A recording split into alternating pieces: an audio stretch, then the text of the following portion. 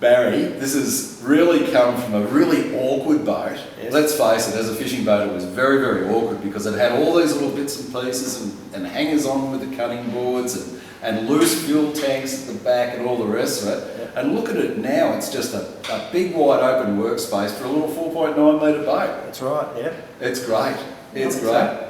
I love this inbuilt fuel tank. Yeah, we've put a little fuel tank there and we've suspended that up off the deck there. So at the end of the day's fishing, you can always flush it out and you're not going to get all the gunk or trapped in behind and everything like that. Yep. Which is what causes corrosion as well, isn't it? Exactly. We try to prevent it and make it easy. So at the end of the day fishing, it's a quick clean out. You know, you're not. Yep. It's not hard work. And with this, you've also got the scuppers because it's a fully welded, self-draining deck. Fully sealed deck. So they're really a commercially built boat, and that's where these boats actually started. I don't know whether you realise, but they actually started building in these days boats for the Abalone divers to launch off the beach in New Zealand. Yep. So they are a commercial quality boat. Yep, that's right. Mate, the fuel tank, I love being raised above the floor. One thing that people must realise is those little ball sinkers in particular are probably an aluminium boat's worst enemy, aren't they? Absolutely, yeah. Drop them onto the floor and they'll just go straight through that floor. Way through in no time. The other thing that is changing, and I know there's legislation afoot on it, discussed whether it's in or not, is actually filling your fuel tanks from within the boat. So we're actually going to an external deck fill over here, yeah? That's right. So it's a lot safer. Yep. The fumes are not accumulating in the hull. It'll vent outside. And at the end of the day, it's easier. No one wants to be climbing in and out to fill up the boat at the service station when you can just unscrew the thing and fill it up. It's a pain in the butt, isn't it? There's no doubt about that. So that'll be great. And what are we looking? 45 litres or something in there, roughly? Yeah, it's about 45 litres. So with a little 60 horsepower on it, that's just going to keep it going forever. That's more than enough for this little boat.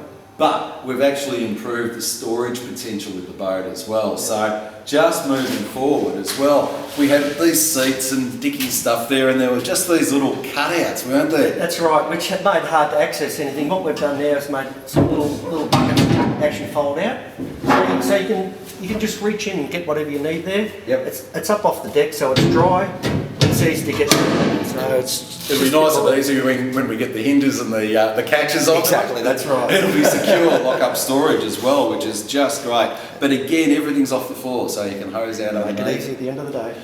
At the end of the day, I can actually see this. You may not even need seats both sides. It may just end up with just some seat pads or something as a fishing boat. That's probably all you need on a little boat like this. You put big seats in or something like that, you're only just taking up your room. Yep, especially when you've got a big buffalo like me running around there, no doubt about it. Up forward, we had big problems because we had that silly big sort of plank of plywood enclosing up in the bow. So any storage that you put in under there, you couldn't get to anyhow, could you? There was very little storage underneath it, and it just made it very hard to just get through the hatch or do whatever you got there. Yep. So we'll just keep it open. You can put some fish bins there, storage, you can put a desky there, whatever you need be. Yep, I'm thinking one of those new fish bins, ice boxes with the dual lids. You seen them? Yep. They're a great idea, make it really easy. So that's all getting ready to go, but the amount of storage potential that's up there now compared to what we had, and the access through to the bow if you need it, is just 1,000 times better. I think it is. Yep, simplified it too. That's right. Keep it simple, keep stupid. it simple. That's right. it. But mate, we look forward. We've got Melky from Lone Star going to put a full anchor winch on the bow as well. So we shouldn't need to get in and out of that hatch too often. So we can properly utilise that as storage space up there now without having to allow too much access. That's right. Yeah. So that's nice and flexible. But the piece de resistance in my book was deciding to go with a wave breaker instead of the windscreen. What a great idea, mate. Yeah, it's a little bit different, but yeah. You know what? It just looks great, Yeah. but it's so practical in this boat because, let's face it, in a little boat like this, you're going to be standing up most of the time to steer it anyhow. Right, yeah. The dashboard actually allows you to stand up and sit down if you wanted to, but it is a stand-up style boat. Yeah. You can easily see over it. You've got great protection, Yeah. but most importantly as well, you've got great protection for your instruments. And Absolutely. So we could get a 16-inch sounder up there if we wanted to. That'd be nice. We're not going to.